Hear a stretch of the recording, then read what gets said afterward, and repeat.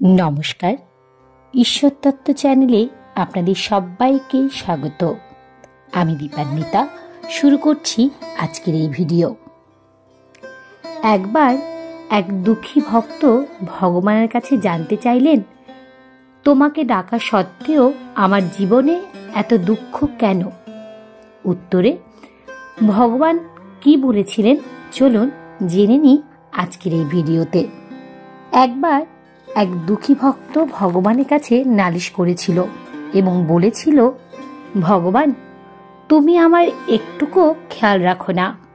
আমি তোমার কত বড় একজন ভক্ত, তোমাকে কত সেবা করি, দিনরাত তোমাকে ডাকি, এরপরেও আমার জীবনে বেশি বেশি দুঃখ। এরকমটা কেন ভগবান? সমস্যার পাহাড় লেগেই আছে, একটা শেষ না হতে আরেকটা এসে পড়ে। অন্যদের প্রার্থনা তো তুমি শোনো, ওরা যা চায় তাই দিচ্ছ, সবার ভাগ্যে সুখ দিচ্ছ, আর আমার বেলায় কেবল দুঃখই দিয়ে যাচ্ছ কেন প্রভু?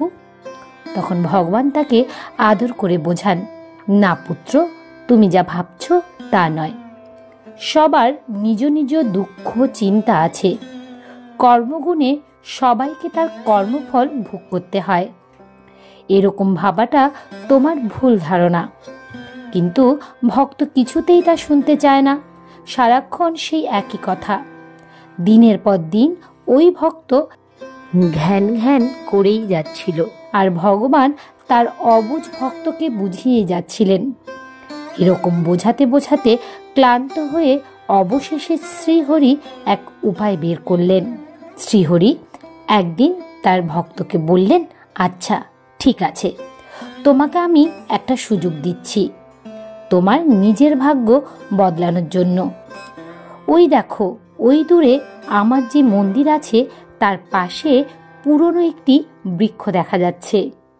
ওই মন্দিরে যে বা যারা আসে তারা সকলেই ওই বৃক্ষে নিজ নিজ দুঃখ কষ্ট, রাজ্যের সমস্যা, দারিদ্রতা, নানা অসুখ বিসুখ সব একটা পুটুলিতে বেঁধে সব ওই গাছে ঝুলিয়ে দেয়। তুমিও তাই করো, এতে যদি তোমার সমস্যার সমাধান হয়।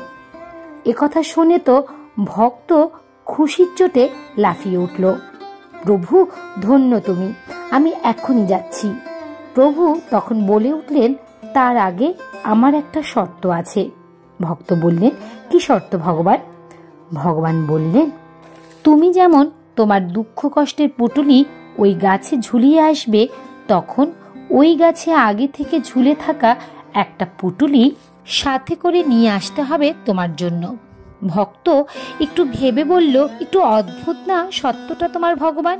আচ্ছা চলো, ঠিক আছে, মানলাম, চলো তাহলে তাই করব।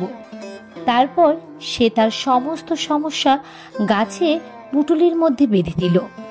তারপর বলতে লাগলো, যাক বাবা, এতদিনে কাজ তো হয়ে গেল, এখন আমার জীবনে কোনো সমস্যাই থাকবে না। কিন্তু ভগবান যে বলেছিল ফিরে আসার সময় সাথে করে একটা পুটুলি নিয়ে যেতে, ঠিক আছে, নিয়েই নি। এ আবার এমন কি কঠিন কাজ? কিন্তু কোনটা নেব? এই ছোট্ট পুটুলিটি ঠিক হবে, এটাই নিয়ে যাই।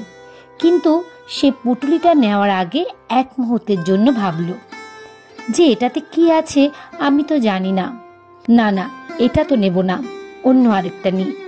কিন্তু এটাতেও যদি গম্ভীর কোনো অসুখ বিসুখ থাকে তাহলে কি হবে? না না না না, এটাও নেব না।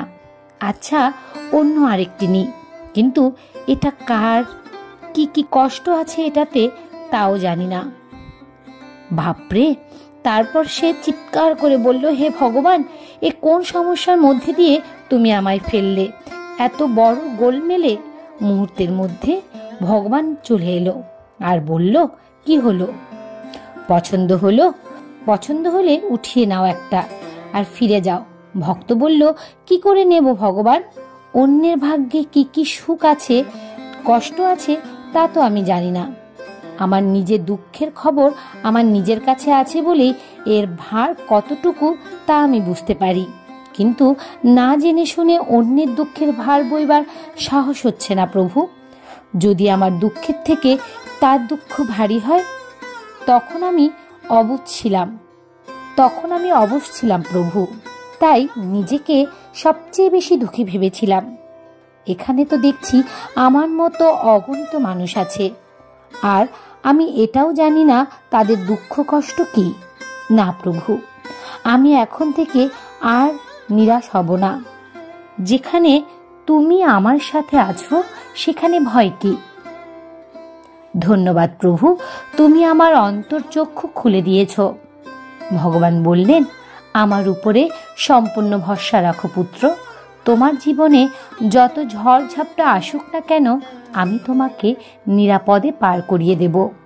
কেননা আমার স্মরণে একবার যে আসে তার কোনো শোক বা দুঃখ কিছুই থাকে না, সকলে আমি হরণ করে নিই। তাই তো এই ধরাধামে কেউ সুখী নয়, আবার কেউ দুঃখীও নয়। জয় শ্রীকৃষ্ণ, রাধে রাধে। তাহলে এ পর্যন্তই। ভিডিওটি যদি আপনাদের ভালো লেগে থাকে তবে অবশ্যই একটি লাইক করবেন এবং কমেন্টে রাধা মাধবের জয়গান করতে ভুলবেন না যেন। এ ধরনের ধর্মীয় ভিডিও পেতে এবং নিয়মিত গীতা পাঠ শুনতে চ্যানেলটিকে অবশ্যই সাবস্ক্রাইব করবেন।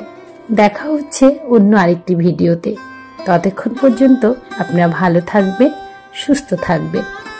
হরে কৃষ্ণ কৃষ্ণ কৃষ্ণ হরে হরে, হরে রাম রাম রাম হরে হরে। নমস্কার।